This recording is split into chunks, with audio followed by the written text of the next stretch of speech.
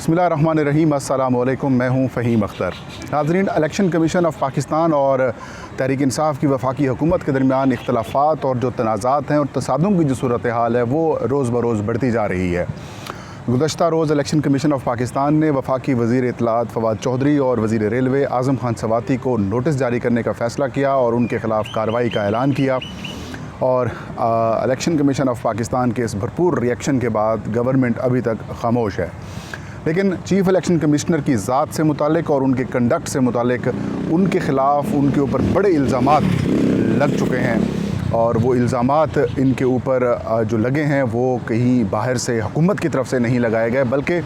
Election commission के अपने ही grade 19 के एक ऑफ़िसर की जानिब से लगाए गए हैं और उनको हटाने के लिए सुप्रीम जुडिशल काउंसिल में रेफरेंस भी दायर कर दिया गया है। नाज़रीन, ये एक बड़ी और एक्सक्लूसिव ख़बर है। आज मैंने 92 टीवी के ऊपर भी ये ख़बर 5 बजे ब्रेक की और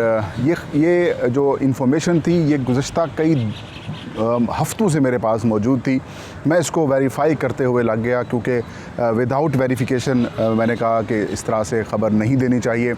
वेरिफिकेशन के लिए मैंने चीफ़ इलेक्शन कमिश्नर से भी रब्ता किया, मैंने वो जो दरख्वास्त गुज़ार हैं इलेक्शन कमीशन के ऑफ़िसर उनसे भी रब्ता किया, सुप्रीम जुडिशल काउंसिल से भी रब्ता किया।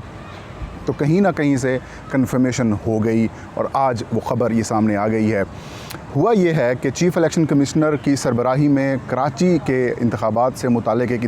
इजलास होता है। उस इजलास में चीफ़ इलेक्शन कमिश्नर जो इलेक्शन कमीशन ऑफ पाकिस्तान में काम करने वाले ग्रेड 19 के एक ऑफ़िसर हैं, उनके पास ओहदा डायरेक्टर के बराबर है, अदनान बशीर जो कि इलेक्शन कमीशन ऑफ पाकिस्तान के एक अच्छे ऑफ़िसर समझे जाते हैं, उनको उन्होंने धमकियां दी, उन्हें गालियां दी और उनकी फैमिली तक को डिस्कस किया, जिसके जवाब में अदनान बशीर ने उसी महफ़िल में ही या फिर उसी मीटिंग के दौरान ही चीफ़ इलेक्शन कमिश्नर को टोका और ये कहा कि जनाब चीफ़ इलेक्शन कमिश्नर साहब, आप मेरे कंडक्ट के ऊपर, आप मेरे काम के ऊपर बात करें लेकिन मेरी फैमिली को डिस्कस ना करें।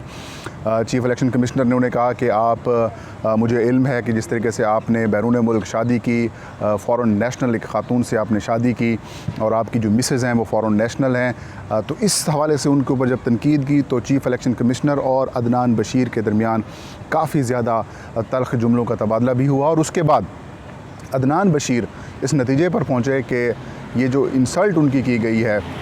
या फिर ये उन्होंने जो धमकी दी गई है, उनके ऊपर जो दबाव डालने की कोशिश की गई है, ये बेसिकली चीफ़ इलेक्शन कमिश्नर के ओहदे के शायान शान नहीं है। ये चीफ़ इलेक्शन कमिश्नर मिसकंडक्ट के मुर्तकब हुए हैं और उन्होंने एक रेफरेंस जो है वो सुप्रीम जुडिशल काउंसिल को भिजवा दिया है, क्योंकि चीफ़ इलेक्शन कमिश्नर की जो पोस्ट है या फिर इलेक्शन कमीशन के जो मेंबरान की जो पोस्ट होती है वो एक आइनी पोस्ट है और उनको हटाने के लिए भी आइन में एक ही तरीक़ाकार दर्ज है कि अगर किसी को भी कोई एतराज़ है किसी आइनी ओहदेदार से तो उनको हटाने के लिए सुप्रीम जुडिशल काउंसिल जो है, जो कि सुप्रीम कोर्ट का साथ एक इदारा है जिसमें तमाम सुप्रीम कोर्ट के जजेस होते हैं, वो फ़ैसला करते हैं कि क्या इस आइनी ओहदे पर मौजूद शख्स को हटाना है या नहीं हटाना। उसकी बाज़ाब्ता इन कैमरा समात भी होती है, लेकिन वहाँ पे जो दरख्वास्त दायर कर दी जाती है या फिर रेफरेंस जो दायर कर दिया जाता है, फिर उसकी कॉपी या फिर उसकी जो तफसीलात हैं वो हासिल करना नामुमकिन होता है। ये चीफ़ जस्टिस ऑफ पाकिस्तान या फिर जो उनके जो रजिस्ट्रार होते हैं सुप्रीम जुडिशल काउंसिल के, उनकी सवाबदीद होती है कि वो उस केस को, उस मामले को कब हेयरिंग के लिए फ़िक्स करते हैं। फिर नोटिस जारी किए जाते हैं दरख्वास्त गुजार के ऊपर भी और जो जिनके ऊपर इल्ज़ाम लगाई जाती है पार्टी, उनको भी फिर वो अपने वकला की सूरत में या फिर वो ख़ुद ज़ाती हैसियत में पेश होकर अपना दिफा करते हैं। तो अदनान बशीर ने आज से 1.5 से 2 महीने पहले सुप्रीम जुडिशल काउंसिल में ये रेफरेंस दायर किया और उसमें उन्होंने ये मौक़िफ़ इख्तियार किया कि chief election commissioner Sikandar Sultan Raja ने उन्हें दफ्तर में दबाव डालने की कोशिश की, उन्हें गालियां दी, कंडक्ट से मिसकंडक्ट किया उन्होंने और उन्होंने अपनी जो पावर्स हैं या फिर जो अपने इख्तियारात हैं उनका उन्होंने गलत इस्तेमाल करते हुए मेरे ऊपर दबाव डालने की कोशिश की।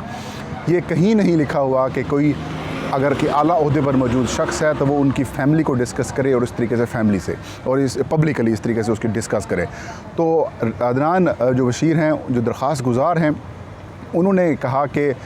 जो चीफ़ इलेक्शन कमिश्नर हैं उनको ओहदे से हटाया जाए, उनको इसके ओहदे के ख़िलाफ़ से हटाया जाए, क्योंकि जो उनकी ज़हनी हालत है वो ये समझते हैं कि ज़हनी हालत के लिए भी सुप्रीम जुडिशल कौंसिल कोई बोर्ड बनाए, मेडिकल बोर्ड बनाए, जिनमें चीफ़ इलेक्शन कमिश्नर की ज़हनी हालत की जांच कराई जाए, क्योंकि ये शख्स वो कह रहे हैं दरख्वास्त में कि उनकी ज़हनी हालत दुरुस्त नहीं लगती।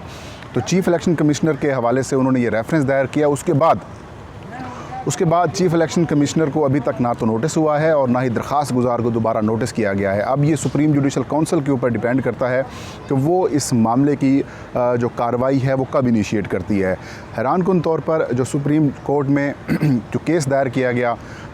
एक वकील हैं उनकी जानिब से कि इनकी अपॉइंटमेंट के जो हुई है वो दुरुस्त नहीं थी, उसे आज सुप्रीम कोर्ट ने मुस्तरद करते हुए मामला निपटा दिया और रजिस्ट्रार ऑफिस की जानिब से जो एतराज़ात दायर किए गए थे उनको सुप्रीम कोर्ट ने दुरुस्त तस्लीम किया। तो सुप्रीम कोर्ट के ख़िलाफ़ जो एक कैंपेन चलाई जा रही थी उस कैंपेन को भी ख़त्म किया, मुहिम को भी ख़त्म किया कि हुकूमत के ख़िलाफ़ इलेक्शन कमीशन और हुकूमत आमने सामने है, तो कहीं सुप्रीम कोर्ट फ्रीक बनते हुए कहीं हुकूमत की माँ के ऊपर उनके ख़िलाफ़ कार्रवाई करने तो नहीं जा रही। लेकिन ये जो ख़बर है, ये जो मामला है, ये उस कार्रवाई से भी हट के है और उस मामले से भी हट के है। ये 1.5-2 महीना पहले इलेक्शन कमीशन के अपने ही एक ऑफिसर ने अपने जो इमीडिएट बॉस हैं उनके ख़िलाफ़ ये रेफरेंस दायर किया हुआ है, लिहाजा ये मामला उस मामले से टोटली डिफरेंट है। इस रेफरेंस के दायर करने के बाद मेरे ज़राए हैं नाज़रीन वो ये बता रहे हैं कि चीफ़ इलेक्शन कमिश्नर ने अदनान बशीर को सुलह की पेशकश की और उनसे माफ़ी की भी उन्होंने पेशकश की कि आप इस मामले को वापस ले लें, इस दरख्वास्त को आप वापस ले लें, इस रेफरेंस को आप वापस ले लें, तो मामलात हमारे बेहतर हो सकते हैं। और मैंने जो किया वो शायद मैंने कहते हैं चीफ़ इलेक्शन कमिश्नर ने कहा शायद वो मैंने गुस्से में कहा हो, लेकिन अदनान बशीर ज़राए बता रहे हैं कि अदनान बशीर की जानिब से वो रेफरेंस ना तो अभी तक वापस लिया गया है, बल्कि उल्टा उनका ये मौक़िफ़ ये है कि अगर मैंने वो रेफरेंस वापस ले लिया तो सुप्रीम जुडिशल कौंसिल की तरफ से उनके ख़िलाफ़ कार्रवाई मुतवक्की है। फिर जब इन्होंने वापस रेफरेंस नहीं लिया और यही अपनी बात उन्होंने बताई, तो उसके बाद नाज़रीन चीफ़ इलेक्शन कमिश्नर की जानिब से कुछ अहकामात दिए गए कि इनका ट्रांसफ़र दूर रफ्तादा इलाके में कर दिया जाए। लेकिन बाद में इसी अदनान बशीर जो अहलकार हैं इलेक्शन कमीशन ऑफ पाकिस्तान के, इन्होंने सेक्रेटरी इलेक्शन कमीशन को एक दरख्वास्त दी कि मैंने चीफ़ इलेक्शन कमिश्नर के ख़िलाफ़ एक रेफरेंस सुप्रीम जुडिशल कौंसिल में दायर किया हुआ है। अगर वो रेफरेंस जब तक फ़ैसला नहीं होता तो मेरे ख़िलाफ़ चीफ़ इलेक्शन कमिश्नर जो भी हुक्म देंगे तो वो ज़ाती अनाद के ऊपर मबनी होगा, लिहाजा आप किसी किस्म की कोई कार्रवाई मेरे ख़िलाफ़ ना करें। तो उसके बाद उनका जो ट्रांसफ़र और पोस्टिंग का जो मामले थे, ये ट्रांसफ़र जो भी इशूज़ थे बाकी वो रोक दिए गए हैं, लेकिन अभी तक वो इसको परसू नहीं कर रहे। अब सारा मामला सुप्रीम जुडिशल कौंसिल के ऊपर डिपेंड है कि वो जो इस रेफरेंस को या इस दरख्वास्त को किस तरह से आगे लेके जाते हैं, कार्रवाई कब तक शुरू होती है। लेकिन अभी तक जो एक संगीन किस्म का इल्ज़ाम यह है कि चीफ़ इलेक्शन कमिश्नर की जो जहनी हालत है उसके ऊपर क्वेश्चंस उठ चुके हैं और बड़े सीरियस किस्म के क्वेश्चंस उठ चुके हैं। चीफ़ इलेक्शन कमिश्नर के साथ काम करने वाले जो माजी के कुछ लोग हैं उनकी भी आलमोस्ट यही राय बनती रही है कि कभी ये गुस्से में होते हैं, कभी ठीक होते हैं, कोई फ़ैसले ऐसे करते हैं जो बजाय इंतखाबात को बेहतर बनाने के लिए, इंतखाबी निज़ाम को, अमल को बेहतर बनाने के लिए उल्टा किसी की ज़ात के ऊपर ये मामलात फंसा लेते हैं। और यही वजह है कि हुकूमत और इलेक्शन कमीशन के तनाज़ा भी ये सामने आया कि एक तरफ तो इलेक्शन कमीशन ऑफ पाकिस्तान हुकूमत के कहने के ऊपर या हुकूमत की डिमांड के ऊपर टेक्निकल इवैल्यूएशन कमेटी बनाती है ईवीएम पे ऊपर, तो दूसरी तरफ उसी टेक्निकल इवैल्यूएशन को भी बाईपास करते हुए जो सेनेट की कायमा कमेटी है उसमें इलेक्शन कमीशन यह मौक़िफ़ इख्तियार करता है। It's not doable. तो टेक्निकल इवैल्यूएशन कमेटी की रिपोर्ट को भी नहीं जांचा गया और उसका इंतज़ार भी नहीं किया गया, और साथ में एक तरीक़ाकार जिस तरीके से माजी में इलेक्शन कमीशन ने इख्तियार किया कि बायोमेट्रिक वेरिफिकेशन मशीन 2017 के करीब उसको इस्तेमाल 16-17 के करीब इस्तेमाल करने के हवाले से बात सामने आई थी, तो इन्होंने मशीनें मंगवा कर और उसका एक